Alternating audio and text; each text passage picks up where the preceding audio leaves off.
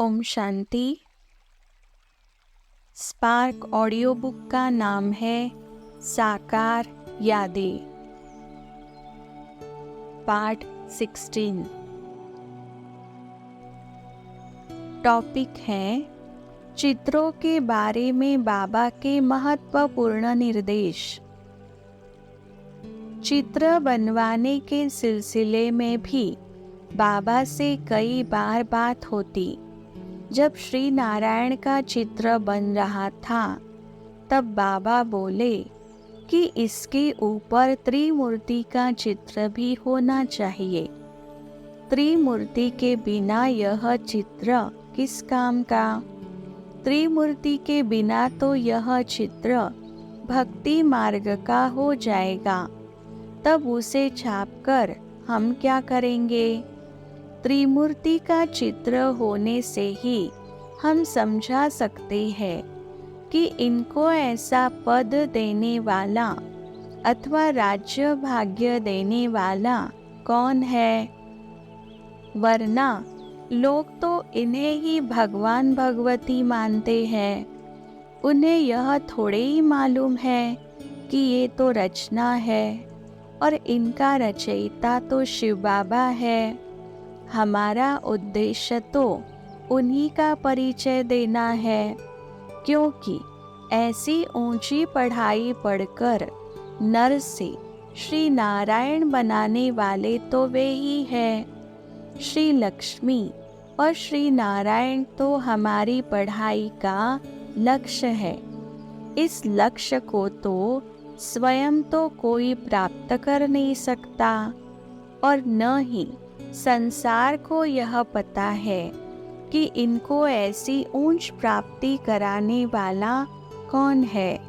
अतः इनको आगे रखकर हमें इशारा तो शिव बाबा ही की ओर ही करना है, क्योंकि ऊंचे से ऊंचा भगवान तो एक वही है।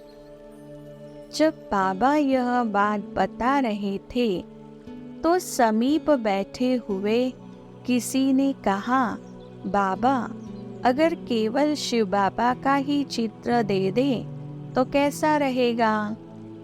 इस पर बाबा ने कहा, शिव बाबा तो निराकार है। वह साकार में आए बिना थोड़े ही पढ़ाई पढ़ा सकता है। इसलिए जिस साकार तन में आकर वह पढ़ाई पढ़ाता है उसका भी तो चित्र देना ही पड़ेगा। वरना लोग क्या समझेंगे कि यह गोल गोल निराकार बाबा कैसे पढ़ाता है। ज्ञान देने के लिए तो मुख रूपी इंद्रिय चाहिए ना। और ब्रह्मा के मुख से ब्राह्मण निकले और ब्राह्मण से देवता बने और देवताओं में शिरोमणि श्री नारायण हुए। यह तो सहज और स्पष्ट व्याख्या है। हाँ बच्चे, अगर स्थानाभाव के कारण मजबूरी हो तब त्रिमूर्ति की बजाय शिव बाबा का चित्र डाल दो तो और बात है। जब अकेले शिव बाबा का अलग से चित्र छपने की बात हुई तब बाबा बोले, कर्तव्य के चित्र के बिना अकेले नाम और रूप के इस चित्र से लोग क्या समझेंगे। यो तो मंदिरों में शिव पिंडी की पूजा होती है और लोग उसे शिव भोलानाथ भी कहते हैं, परंतु उससे वे कुछ समझते थोड़ी है कि ये बाबा हमारे भंडारे कैसे भरपूर करता है और काल कंटक कैसे दूर करता है। बच्चे, गोले सहित त्रिमूर्ति का चित्र अर्थ सहित है, युक्ति युक्त है और उसमें सारा ज्ञान समाया हुआ है। परंतु हाँ, यदि शिव बाबा के चित्र बनाने से ईश्वरीय सेवा में बच्चों के लिए सहज होता है तो भले ही बनाओ, परंतु इसके साथ शिव बाबा के कर्तव्य का परिचय जरूर देना। ऐसी ही बात श्री कृष्ण के चित्र के बारे में कहते। बाबा समझाते कि उसमें अनेक जन्मों की कहानी दिए बिना वह भक्ति मार्ग का चित्र हो जाता है, परंतु यदि ऐसा ही छपवाना है तो फिर ज़बानी इसकी कहानी बतानी ज़रूरी है। सभी को बताना है कि यह सतयुग के प्रथम राजकुमार थे और फिर अब यह निकट भविष्य में आने वाले हैं। टॉपिक है ज्ञान की गरिमा और महत्ता। बाबा न केवल ज्ञान के अनमोल महावाक्य हमें सुनाते और न केवल जन जन को ईश्वरीय संदेश देने हेतु खूब दिल खोलकर कोई न कोई नई पुस्तिका अथवा चित्र छपवाते, बल्कि बाबा की एक बहुत बड़ी खूबी यह भी थी कि वे साक्षी होकर हम बच्चों को उन वाक्यों अथवा चित्रों का महत्व प्रैक्टिकल रीति से समझाते थे। जब श्री लक्ष्मी श्री नारायण का चित्र अभी छपा नहीं था, बल्कि उसका केवल डिजाइन ही बनकर बाबा के पास आया था, तब भी बाबा से जो कोई विशेष व्यक्ति मिलने आता, तब बाबा हाथ में पॉइंट लेकर बहुत ही रुचि से हम सभी के सामने उस चित्र की व्याख्या देते। इसी प्रकार पहले पहले मधुबन में जब चित्रकार त्रिमूर्ति और सृष्टि चक्र का चित्र बना रहे थे, तब भी बाबा ज्ञान की एक बहुत बड़ी उछल और उमंग से उसको अनमोल मानने की भावना में स्थित होकर और स्पष्टतः ज्ञानमय और ज्ञान स्वरूप रूप से प्रेम पूर्वक उस चित्र को समझाते। ऐसे ही दिल्ली में जब शिव बाबा का चित्र बन रहा था, तब भी बाबा शिव बाबा के बारे में रोज रोज ऐसा प्यार भरा स्पष्टीकरण देते कि आखिर सुनने वाले की बुद्धि के कपाट खुल जाते और सुनने वाले को ऐसा आभास होता कि बस उसे यह चित्र तो अपने पास रखना ही चाहिए। तब उसका स्वतः ही यह प्रश्न होता, क्या यह चित्र हमें मिल सकता है? यह तो बहुत अच्छा है। अगर उससे यह कहा जाता कि अभी यह चित्र छपा नहीं है, तब वह यह पूछता कि कब तक छप जाएगा। उसे यह बताने पर कि 8-10 दिन में छप जाएगा, तो वह कहता 10 चित्र मेरे लिए जरूर रख लेना। जाती बार फिर वह ताकीद कर जाता कि देखना कहीं चित्र खत्म न हो जाए, और साथ साथ वह यह भी पूछ लेता कि क्या ऐसी व्याख्या भी छपी हुई है। स्पष्ट है कि यह सब बाबा की ज्ञानमय स्थिति, रुचि, उमंग और प्यार तथा ज्ञान के महत्व के गहरे अभ्यासी का मधुर फल या प्रभाव होता था। ऐसे ही इलाहाबाद में कुंभ का मेला था। बाबा ने कहा कि एक फोल्डर छपवा लो जिसमें बताया गया हो कि पतित पावनी जल की गंगा नहीं है, बल्कि परम पिता परमात्मा शिव और उससे निकली ज्ञान गंगा है। बाबा ने लिखा, बच्चे, यह फोल्डर होना तो लाखों की संख्या में चाहिए, परंतु हाल फिलहाल 50,000 60,000 छपवा ही लो। 2 दिन के अंदर फोल्डर छपकर तैयार हो गया और तुरंत ही कई जगह भेज दिया गया। इधर बाबा ने अनेक सेवा केंद्रों पर कागजी घोड़े दौड़ाए तो यह संदेश लेकर पहुँचे कि इसमें खूब ईश्वरीय सेवा की जाए और उस द्वारा होने वाली सर्विस के बारे में बाबा ने ऐसी प्रेरणा भरी कि सभी सोचते हम भी निमित्त बनकर किसी न किसी कुंभकर्ण को जगाए। बाबा के शब्द ही ऐसे होते कि बूढ़े भी उसे सुनकर ईश्वरीय सेवा के लिए जवान हो जाते और म्याऊं म्याऊं करने वाले मिचनू भी हाथ में शिव बाबा का झंडा मजबूती से थाम लेते।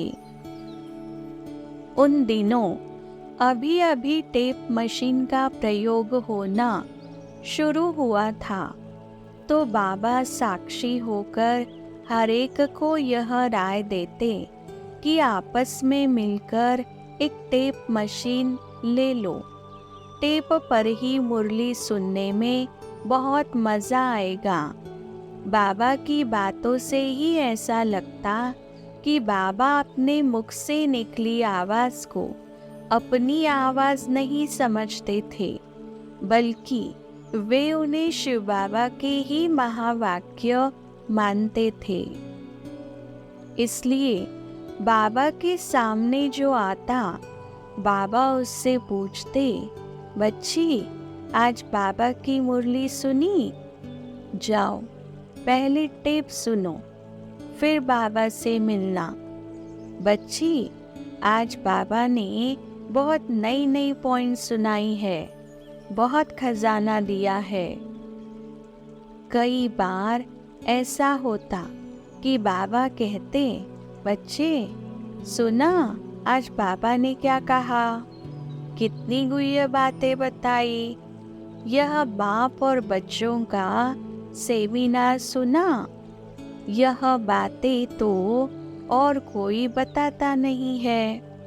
हम और तुम पहले इन बातों को जानते थोड़ी थे। हम और तुम तो सभी भुट्टू अर्थात बुद्धू थे। वह बाप ही आकर यह बुद्धि दे रहा है। इस प्रकार वह कैसा अनोखा समा होता कि अभी एक क्षण पहले हम शिव बाबा के महावचन सुन रहे होते और दूसरे ही क्षण उसी मुख से ब्रह्मा बाबा द्वारा एक वत्स अथवा विद्यार्थी के रूप में शिव बाबा के महावाक्यों की महिमा सुन रहे होते। 7वां टॉपिक है, खेलते समय भी ज्ञान के बोल। ज्ञान सागर शिव बाबा के संग में ब्रह्मा बाबा भी ज्ञान स्वरूप ही हो गए थे। ज्ञान अब उनसे कोई अलग नहीं था, बल्कि वह उनका स्वभाव, स्वरूप अथवा नेचर बन गया था। ज्ञान रहित कोई शब्द बाबा के मुख से निकलता ही नहीं था। एक दिन बाबा मेरे साथ बैडमिंटन खेल रहे थे। आसपास खड़े कुछ बहन भाई देख रहे थे। जब बाबा जीत जाते तो कहते, इस तन में डबल सोल अर्थात 2 आत्माएं ब्रह्मा बाबा और शिव बाबा है ना, इसलिए यह जीत जाता है। शिव बाबा जिसके साथ है, विजय तो उसकी ही होगी।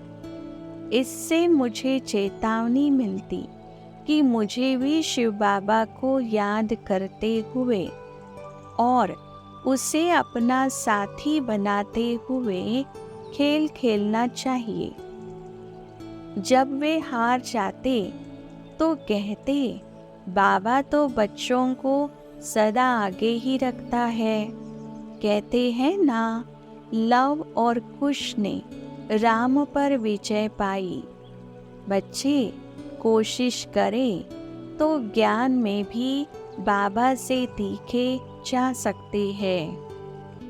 मेरी एक आदत बन गई थी कि जब शटलकॉक अर्थात बैडमिंटन की चिड़िया पर मेरा रैकेट न लगता तो वह चिड़िया पृथ्वी पर गिरकर गुल खाती और उसके गुल होने अर्थात उछलने पर मैं उसे रैकेट मारकर बाबा की ओर भेज देता ताकि हार न पाऊं। खड़े हुए लोग हंसकर कहते, बाबा देखो यह क्या करता है। इस पर बाबा उत्तर देते, बच्ची गिरते हुए को उठाना ही तो हमारी सेवा है। बच्चे ने उठा दिया तो क्या बुरा किया। इन सभी बातों से प्रतीत होता कि जैसे किसी कवि ने कहा है, घट में जल है, जल में घट है, बाहर भीतर पानी।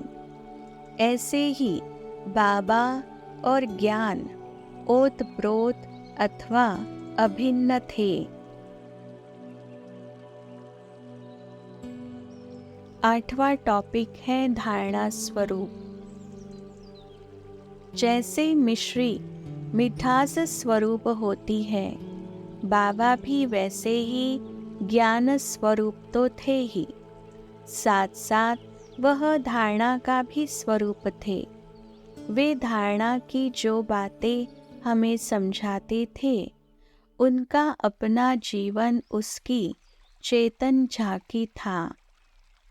इसलिए यद्यपि कभी कभी बाबा मॉडल बनवाने के लिए कहते भी, तथा कई बार वे यह भी बाबा कहते, बच्चे मॉडल को क्या करोगे, स्वयं ही दर्शनीय मूर्त चेतन मॉडल बनो। कभी कभी ऐसी उग्र परिस्थिति होती, जनता का ऐसा कड़ा विरोध होता, उपद्रवी लोग ऐसा उपद्रव करते कि किसी किसी के मन में यह प्रश्न उठ जाता कि अब क्या होगा। जिनके साथ ऐसी घटनाएं बीतती, उनके चेहरे पर कभी ईश्वरीय आनंद की रेखाएं फीकी भी पड़ जाती और उसकी बजाय सोच विचार के चिन्ह नेत्रों की आकृति से प्रदर्शित होते। परंतु वे जब बाबा को उसका लंबा चौड़ा वृत्तांत लिख भेजते ताकि स्थिति का पूरा चित्रण बाबा के सन्मुख हो आए, तो बाबा लिखते, बच्चे नथिंग न्यू, यह कोई नई बात नहीं है, यह तो असंख्य बार पुनरावृत्त हो चुकी है। इस प्रकार परिस्थिति की उग्रता उन्हें चिंतित अथवा व्यथित नहीं करती, बल्कि वे सदा फिक्र से फारिग रहते।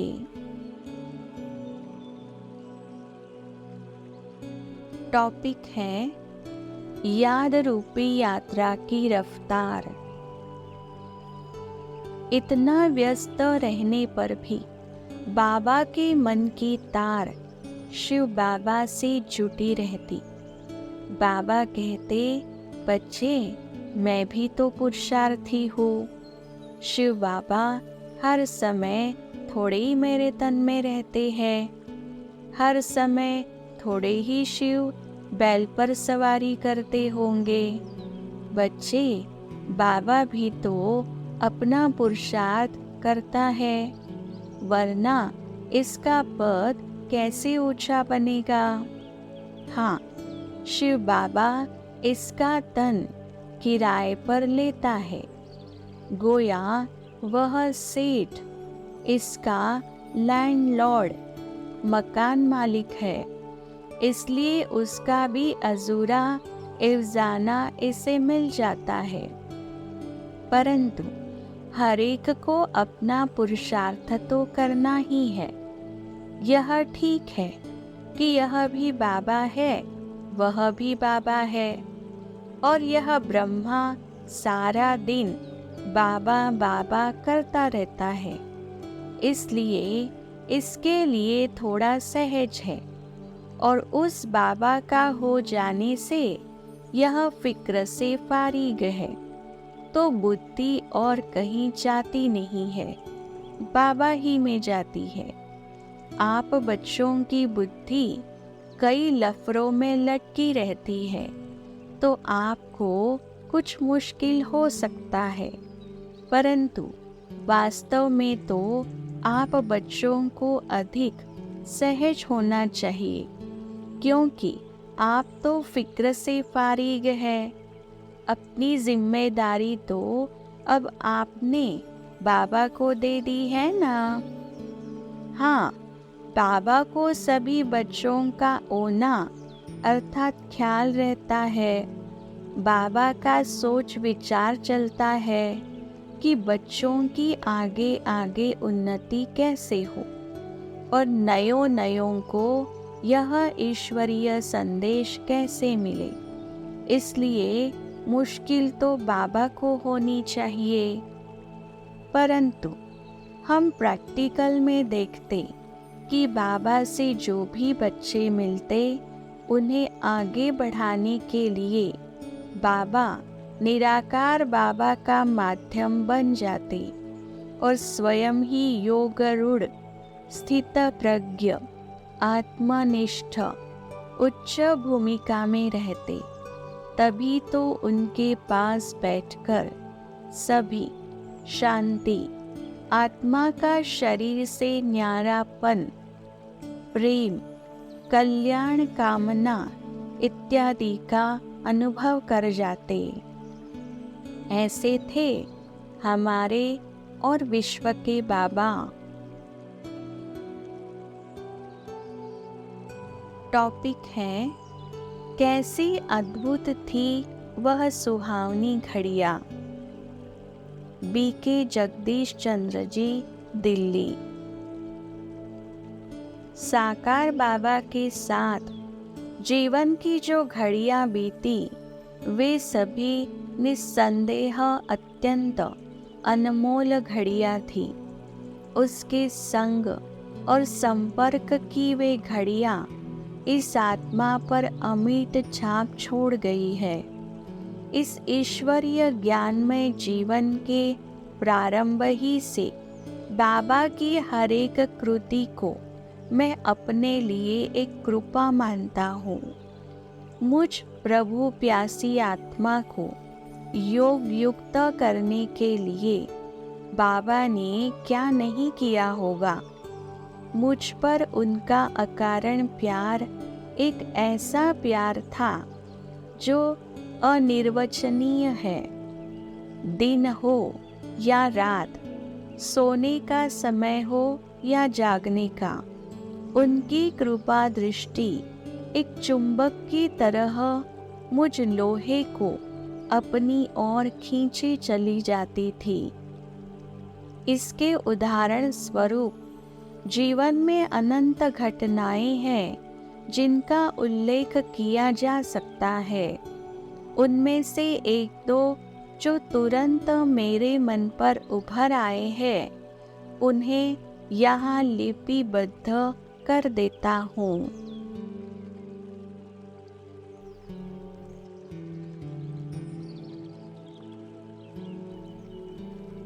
अच्छा, ओम शांति।